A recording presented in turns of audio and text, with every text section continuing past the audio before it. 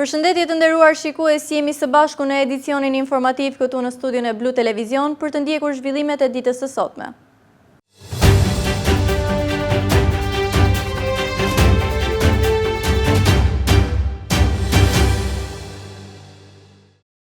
Masat për menaxhimin dhe parandalimin e zjarreve, sipas prefektes së Qarkut Vlorë, Evisa Lushaj, mbeten prioritet për këtë sezon veror, ndërsa nuk ka munguar sensibilizimi i banorëve për parandalimin e zjarreve.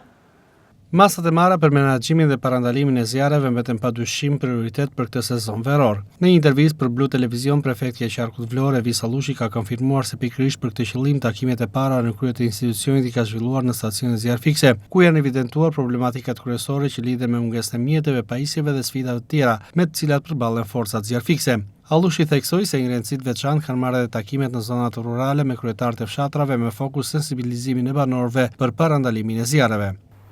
Në fakt, si kundër dhe pak më parë që folëm për sezonin turistik, një nga pikat më të rëndësishme për sezonin turistik është edhe masat e marra për parandalimin dhe menaxhimin e situatave të zjarreve. Është e vërtetë që takimet e para që sapo ka marrë detyrën e prefektës kanë qenë në të gjitha stacionet e shërbimit të zjarfikës për gjithë qarkun e Vlorës, ndërkohë që sërish vijoj me këto takime dhe kam patur një periudhë kohore të cilën i kemi nisur herës, sepse nuk kemi pritur që të filloj sezoni verës ku dhe problematikat janë më të shtuara, por i kemi zhvilluar këto takime gjatë gjithë vitit. Këto kanë qenë fillimisht me mbledhjet e Komisionit të Mbrojtjes Civile dhe unë si kryetare e këtij komisioni dhe me gjithë aktorët e tjerë që janë pjesë e komisionit, kemi zhvilluar takimet, më pas jemi përqendruar tek çështja e parandalimit. Çka do të thotë që në të gjitha bashkitë ne kemi zhvilluar takime me kryetarët e fshatrave, të cilët kanë pasur në fokus sensibilizimin e tyre. Nëpërmjet kryetarëve të fshatrave, ky sensibilizim të kalojë tek të gjithë banorët, tek të gjithë ata të cilët banojnë në zonat me pyet dhe kullota, sepse në fundit ata e njohin shumë më mirë situatën në terren dhe ku ka më mirë se të ekzistojë bashkëpunimi midis strukturave përgjegjëse dhe banorëve të këtyre zonave. Ndërkohë, kam vijuar me takimet edhe në terren, në të 7 bashkitë e Qarkut të Vlorës, për të parë nga afër situatën e stacioneve të shërbimit kundër zjarrit dhe shpëtimit, të emergjencave civile, por njëkohësisht edhe të strukturave të pyjeve dhe kullota për të 7 bashkitë. Për gjitha situatat që kemi evidentuar, kemi bërë raportimet tona përkatëse duke kërkuar edhe ndihmë në mjete, në çdo element tjetër e cila është mangësi në stacione të caktuara dhe presim patjetër ndihmën që të na ofrohet nga strukturat përkatëse. Më lejoni të bëj me dije që aktualisht në këto momente janë shtuar edhe 2 stacione zjarr fikse nga Bashkia Vlorë dhe Bashkia Imar, të përkatësisë në Orikum dhe në Dhërmi, të cilat janë më afër zonave që janë me risk të lartë dhe bëjnë shumë më të thjeshtë aksesueshmërinë e këtyre forcave në ndihmë të situatave problematike që mund të krijojnë në këto zona. Ndërkohë gjatë sezonit veror janë shtuar edhe 2 stacione zjarr fikse në Dhërmi dhe Orikum me qëllim që shërbimi të jetë sa më pranë çdo situate emergjente që mund të krijohen nga zjarret. Prefekti Allushi konfirmoi gjithashtu se janë raportuar dhe evidentuar mangësitë që kanë forcat zjarr fikse në të 7 bashkitë e Qarkut, ndërsa po punohet padyshim për sistemimin e tyre. Atëherë, raportimet që ne kemi bërë kanë qenë për të 7 bashkitë, për të 7 stacionet e shërbimit të zjarreve dhe mbrojtjes. Kemi raportuar cilat janë ato mangësi dhe nevoja që ata kanë. Dhe aktualisht në këto momente kemi informacione që Bashkia Konispol është pajisur me mjet zjarfikës, Bashkia Himar, njëkohësisht dhe Bashkia Delvin dhe janë në tratativa dhe bashkitë e tjera për të pajisur me ato mjete të cilat kanë nevojë për të realizuar një funksionim sa më të mirë të këtij shërbimi. Rritja e temperaturave ka shtuar ndjeshëm rrezikun e zjarreve dhe krijimin e situatave problematike. Vlora mbetet një nga zonat më të rrezikuara të vend gjatë sezonit së verës, çka kërkon gatishmëri të lartë dhe bashkëpunim të institucioneve me qytetarët për parandalimin e tyre. Eksplorimi i zonave turistike në Vlorë po tërheq gjithnjë më shumë vizitorë vendas dhe të huaj. Turistë me mjete motorike rally po preferojnë aventurën dhe adrenalinën që ofrojnë këto udhëtime. Eksplorimi i zonave turistike në Vlorë po tërheq gjithnjë më shumë vizitorë vendas dhe të huaj. Krahas pushimeve në Bregdet, turistët po zgjedhin të vizitojnë sa më shumë atraksione natyrore dhe kulturore të zonës. Jo vetëm me kampera, por dhe me mjete motorike rally, turistët po preferojnë aventurën dhe adrenalinën që ofrojnë këto udhëtime. Kjo u jep atyre mundësinë të eksplorojnë dhe vende të vështira për t'u arritur me automjete të zakonshme. Turistë nga Polonia, por dhe shqiptar të diasporës dhe vizitor nga vende të tjera, po e zgjedhin gjithnjë më shumë këtë formë turizmi. Ata shprehen se Vlora ofron një kombinim të veçantë të natyrës, aventurës dhe peizazheve, duke krijuar mundësi për të vizituar sa më shumë destinacione. Jeni nga? Na jem nga Bazeli, nga Kosova. Keni zgjedhur një tur të veçantë me mjete motorike. Çfarë eksploroni? Çfarë keni të shijoni? Me shiqu qëtë ven, me këqyr, mu knaqë quni. Çfarë keni parë deri tani? Dhe tani s'kom pa shumë si jëm tut pak, se para herë a më shumë mire ka bu. Kjo ju jep mundësinë të vizitoni shumë vende njëkohësisht apo jo? Po. Si po duket Vlora? Vlora neve na pëlqen, vi me vite. Tash po shkojmë Karadhimja, Karikumi, a më shumë e bukur o Vlora. Vlora o zemër, Vlorë mo. Arsan Shala, Ti vini nga? edhe Kosovës. Shqiptar. Po, Si po të duket? Vlora bukur është, edhe duket mirë. Plazha. Po e shijon këtë? Pëlqen? Po ne du me gra, ju mami. Çfarë do të pëlqen më shumë? Plazhat, edhe mundet me pa peshk. E noj, po. Po gjë. And edhe first time or Jam nga Polonia dhe kemi zgjedhur së bashku me familjen të eksplorojmë vendin tuaj dhe mbi të gjitha Vlorën. Është një mundësi dhe tur shumë i mirë. Kemi nisur nga Zvërneci, do të shkojmë në disa vende të tjera dhe Orikum. Më pëlqen çfarë kam parë. Vlora është një vend shumë i bukur. For you is the first time? For me, it's the first time, actually, yes. Jam nga Zvicra dhe vim për herë të parë në qytetin e Vlorës. Natyra është shumë e bukur dhe kemi mundësinë të vizitojmë shumë vende njëkohësisht. Unë e rekomandoj këtë vend. Ke mundësinë të pushosh, por edhe të vizitosh disa vende njëkohësisht gjatë ditëve të qëndrimit për pushime këtu. Natyrisht që do të rikthehem. We didn't really like, but the ocean is nice, and Maybe we'll come back. yeah, I guess so, yeah. We like it so far, but we haven't seen that. Vim për të eksploruar Shqipërinë dhe Vlorën. Jemi të kënaqur pasi janë mundësitë për të vizituar dhe eksploruar më shumë zona turistike. Më pëlqen shumë. Atmosphere, super nice and chill. Turizmi në Vlorë tashmë nuk lidhet vetëm me pushimet pranë detit, por dhe me eksplorimin e natyrës dhe vizitën në atraksionet e shumta turistike. Kjo prirje ka sjellë një rritje të ndjeshme të numrit të turistëve edhe gjatë këtij sezoni veror.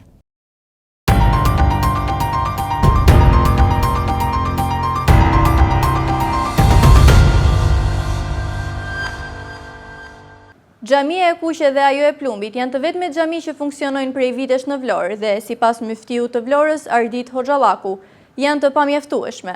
Sipas tij, për shkak të shtimit të numrit të besimtarëve vendas dhe të huaj, Vlora ka nevojë për shumë më tepër xhami. Xhamia e Kuqe dhe ajo e Plumbit janë të vetmet xhami që funksionojnë prej vitesh në Vlorë. Myftiu i Vlorës Ardit Hoxhallaku thotë se qyteti bregdetar, për shkak të shtimit të numrit të besimtarëve vendas dhe të huaj, ka nevojë për shumë më tepër xhami. Kjo ka bërë që komuniteti musliman në vend të nisë përpjekjet për ndërtimin e xhamive të reja. Sipas Hoxhallakut, i është dërguar qeverisë shqiptare një kërkesë për marrjen e një toke tek pylli i Sodës për ndërtimin e një kompleksi fetar aty. Që ditën e parë kur kam ardhur, e kam theksuar këtë gjë, pra para 2 vitesh, që Vlora ka nevojë edhe për xhamit të tjera, dhe ne jemi në përpjekje kemi bërë një kërkesë shtetit për një tokë e cila është shtet në pyllin e Sodës, përballë fushave të flamurtarit. Është një tokë që ne e kemi kërkuar nga shteti, kemi një projekt të bukur për një kompleks të bukur, i cili mos të jetë vetëm thjesht xhami, por të jetë një kompleks që rinia të ketë mundësinë të kryejë edhe aktivitetet të tjera, pra një bibliotek, një sallë pritjesh dhe një sallë argëtimesh bashkë me xhamin, në mënyrë që ti mbulojmë sa do pak ato nevoja që kanë qytetarët. Nëse hedh syt në historinë e qytetit, myftui i Vlorës tregon se do të zbulosh se ka patur 8 deri në 9 xhami në qytetin bregdetar, kur popullsia ka qenë më e vogël. Duke parë numrin në rritje të besimtarëve, Hoxhallaku thotë se një qytet si Vlora duhet të paktën të ketë 4 xhami funksionale. Atëherë, nëse shohim pak historinë e Vlorës, Vlora brenda ka pasur 8 apo 9 xhami. Në një kohë kur popullata ka qenë shumë më e vogël. Ne nuk mund të themi sot që na duhen 8 apo 9 brenda në qytet, por të paktën 4 na duhen. Ardit Hoxhallaku pohon se nevojat që qyteti ka për xhami, ku predikohet besimi, mund të plotësohen vetëm me mbështetjen e qeverisë shqiptare. Komuniteti musliman është i gatshëm të financojë ndërtimin e tyre nëse shteti ndërhyn për të dhënë tokën ku ato të ndërtohen, pasi vetë komuniteti nuk ka prona ku mund të bëjë të tilla ndërtime. Përgjigjet që mund ta jap shteti për arsye se ne nuk kemi prona apo toka që këto xhamiti ndërtojmë. Por edhe nga privati është shumë e vështirë të blihen, pasi e dim shumë mirë se çmimi ka vajtur në një vend ku ne kemi frikë ta përmendim, jo më të hymë për ta blerë. Pra, në ditët në vijim, gjatë kohës do shikojmë se sa do na përgjigjet edhe shteti në lidhje me këto nevoja që kemi. Apeli është shumë i thjeshtë, nëse shteti na kthen tokat tona aty të komunitetit musliman, ne nuk kemi nevojë të marrim gjë nga shteti. Ka edhe disa xhami të tjera funksionale të cilat përfshihen në territorin që i përket Vlorës, por ato gjenden kryesisht në fshatrat pranë saj. Shpesh të vështira për t'u aksesuar dhe në shumë raste besimtarët kryesisht të huaj janë të painformuar për funksionimin e tyre. Dhe ndërrojmë temi informacioni, qindra tonë Shalqin kanë mbetur pa u tregtuar në frakull të Fierit. Mungesa e tregut vendas dhe bllokimi i eksporteve kanë lënë prodhimin në ara, ndërsa fermerët thonë se po përballen me humbje të mëdha. Qindra tonë Shalqin kanë mbetur pa u tregtuar në frakull të Fierit. Mungesa e tregut vendas dhe bllokimi i eksporteve kanë lënë prodhimin në ara, ndërsa fermerët thonë se po përballen me humbje të mëdha. Sipas fermerëve, kanë investuar shuma të mëdha parash dhe kanë marrë kredi, por tashmë rrezikojnë falimentimin. E sipas tyre, nëse situata nuk ndryshon, do të detyrohen ta hedhin prodhimin. Dhe si faqe unë kam 13 lymë shalqi. Shalqiri është bio. Pa pesticide, është bërë vetë në natyra. Është mbjell, ka vajtu Kosova 2 fishi si vjetë, krasim e vjetë. Aji është bërë është pjekur, ja, si që shikoni është pjekur i gjithë shalqiri, s'ka treg fare. Me plera organike të vi kusht të doj, të shikojt, bëj analizat, në qasë dhe to del shalqiri me mbetje, ja muni pari do vetë në burg. Nuk shitet s'ka treg fare, përgjithsi. Kemi hasur keq, edhe ata fermerët e tjerë që dalin, një problem kanë si puna ime. Gjithë zona, gjithë vendi, si vjetë as një vit. Kemi pas probleme, po jo kaq. Si vjetë s'ka arru njëri të thotë, ore, u bë shalqirja, u bë, s'ka tregje fare. A i s'duron do të tem në 3 ditësh. Se si do vej puna, nuk e dim, jemi në hatë ma. Të gjithë mundimi jonë, brenda, posu shirë shalqiri, brenda kësaj jave i mbaroj, s'ka me, e mban kotë, digjet, komplet. Shteti do të vej ndim për fermerë, se i ka lënë fare zero. As një ndim, as gjë. Ne bëjmë prodhimin, as që shef, domatja është bio. Të tëra i kemi bio.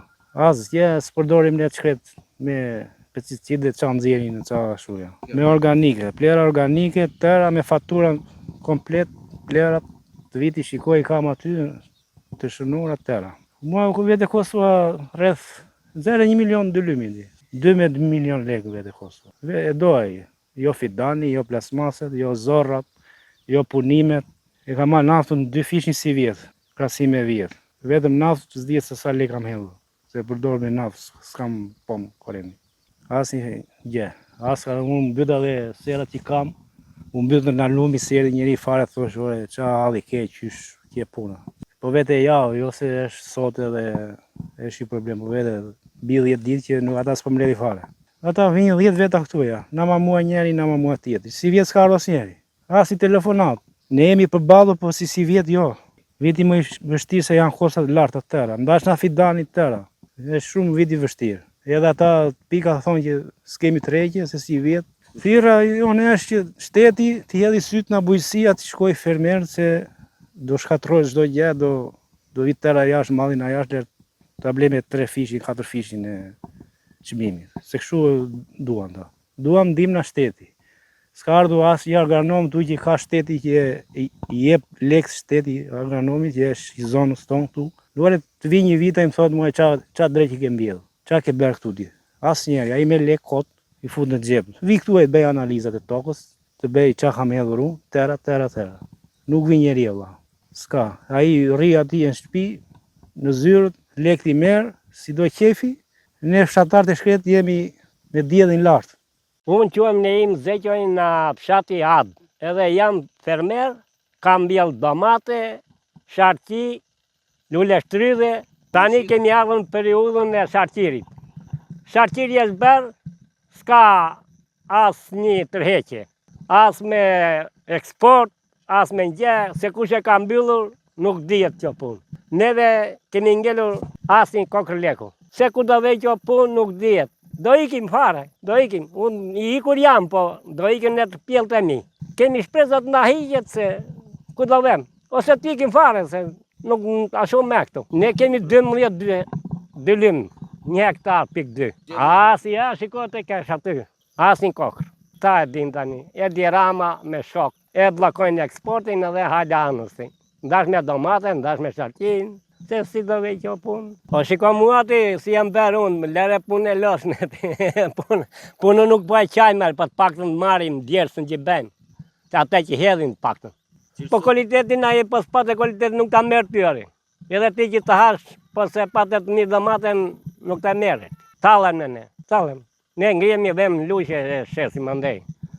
Se është mall i mirë edhe e çojmë andej. Po që do pa para. Sa i bën gjumi natën çunit si bën leku.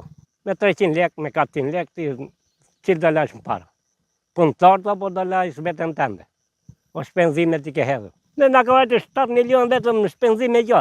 Hajde nxirri ti tani me 300 lek. Se zgjidhun. Që është edhe për eksport dhe për tregën brendshëm. Po si vjetë si pas shenjave që po vinë, shumë keq situata. Eksporti s'po punon fare, që të heqi. Malë që vinë, që se vinë një kosovarë që të marri. To janë bio gjitha, nuk ka pesticide që të kemi hedhur. Edhe sharqi duket, ja, shkoj.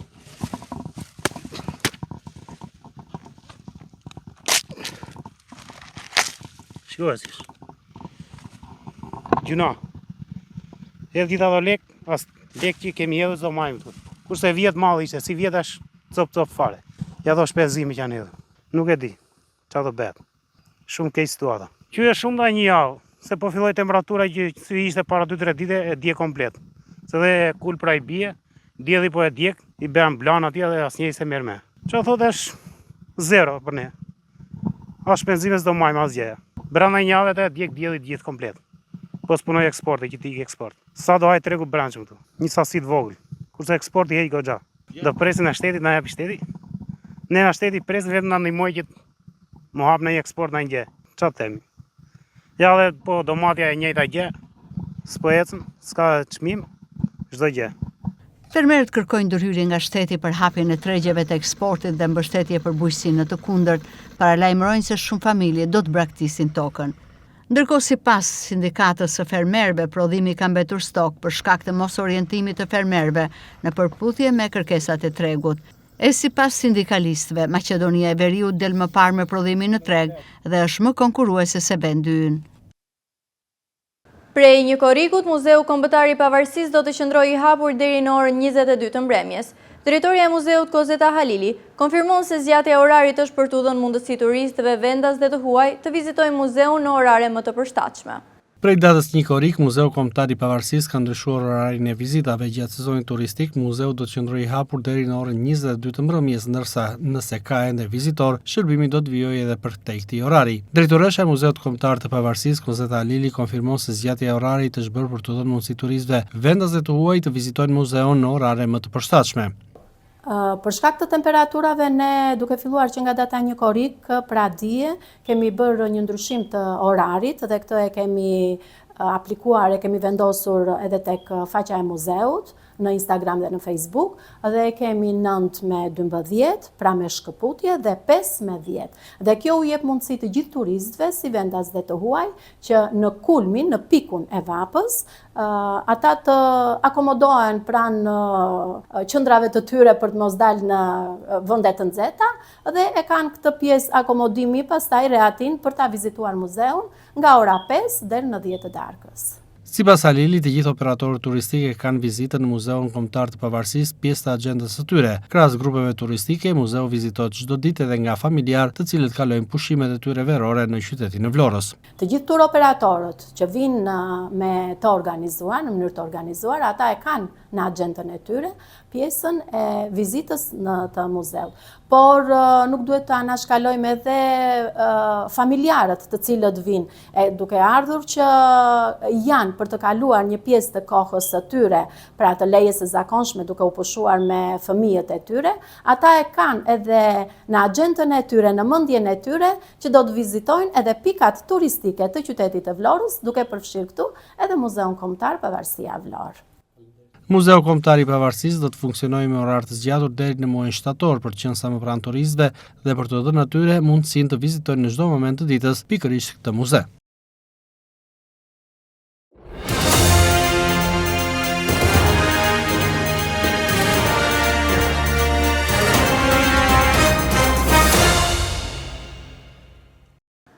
Policia rrugore në Fier, monitorim intensiv me pajisje inteligjente në akset rrugore dhe në pikat hyrëse dhe dalëse, me objektiv parandalimin e aksidenteve rrugore dhe menaxhimin e trafikut. Për shkelje të ndryshme të kodit rrugor, këtë javë janë proceduar penalisht 21 shtetas dhe sekuestruar disa automjete. Gjatë kësaj jave, për shkelje të ndryshme të dispozitave të kodit rrugor janë proceduar penalisht 21 shtetas. Prej tyre, 6 janë arrestuar në flagrancë për drejtim automjeti në gjendje të dehur ose pa leje drejtimi, ndërsa 15 drejtues të tjerë mjetesh janë proceduar penalisht në gjendje të lirë për drejtim mjeti pa leje drejtimi. Në kuadër të kontrolleve parandaluese të organizuara me grupe kontrolli në rrugët urbane dhe lokale gjatë kësaj periudhe janë vendosur gjithsej 1409 masa administrative për tejkalim të shpejtësisë në rrugët interurbane dhe në autostradën A2. 74 masa administrative për mos përdorim të ripit të sigurimit, 19 masa administrative për përdorimin e celularit gjatë drejtimit të mjetit, 108 masa administrative për parakalim të gabuar, 13 masa administrative për drejtim automjeti nën efektin e alkoolit, 384 masa administrative për shkelje të tjera të rregullave të qarkullimit rrugor të cilat përbëjnë burim aksidentesh. Gjithashtu janë sekuestruar 23 motomjete që qarkullonin pa dokumentacioni dhe targat përkatëse. Policia rrugore Fier apelon sërish për respektim riguroz të rregullave të qarkullimit rrugor, si një kontribut i rëndësishëm për rritjen e sigurisë rrugore, mbrojtjen e jetës dhe shëndetit të përdoruesve të rrugës, si dhe garantimin e një qarkullimi të sigurt, të lirë dhe pa pengesa. Kjo ishte gjithçka e përgatitur për këtë edicion informativ. Ju falenderoj për vëmendjen, bashkë mirupafshim.